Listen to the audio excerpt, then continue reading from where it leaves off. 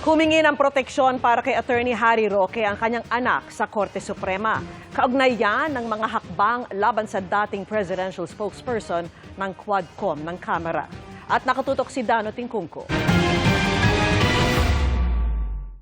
Naghain ng petisyon sa Korte Suprema ang anak ni Attorney Harry Roque na si Bianca Jacinta para sa writ of amparo o agarang proteksyon para sa ama. Kaugnay ito ng pagpapaaresto ng House Quadcom kay Attorney Roque matapos siyang is-cite for contempt dahil sa hindi pagsumite ng kanyang tax records at Statement of Assets, Liabilities and Net Worth o SALN. Git ng anak ni Roque, nagkaroon ng grave abuse of discretion sa panig ng Quadcom sa pagpapaaresto sa ama. Inabuso rin umano ng Quadcom ang legislative powers nito, gayon din ang investigating powers na dapat ay nasa executive branch at adjudicative powers na kapangyarihan anya ng hudikatura.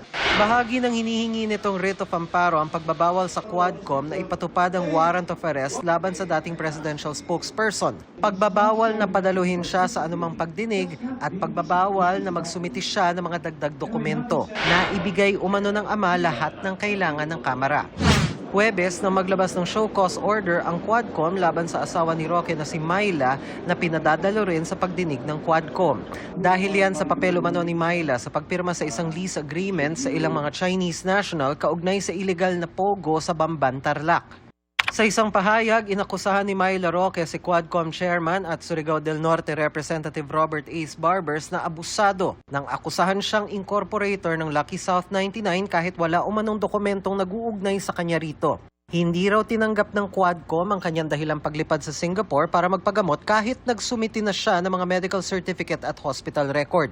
Itinanggihan ni Barbers, sabay sabing siya ang nagpapaalala sa mga miyembro ng Quadcom na kalmahan ang mga komento sa pagdinig. Si Harry Roque umano ang iniuugnay lang niya sa Lucky South 99 at hindi si Myla. Lumutang lang anya ang pangalan ni Myla dahil kapirmahan niya sa isang lease agreement ang isang Chinese IT expert na wanted ngayon matapos ma-raid ang pogo sa Porac. Hindi rin umano malinaw sa mga isinumiting medical records ni Myla kung anong sakit ang kanyang iniinda. Kung wala raw silang tinatagong mag-asawa, dapat daw dumalo sila sa pagdinig at maging bukas sa mga tanong ng mga kongresista.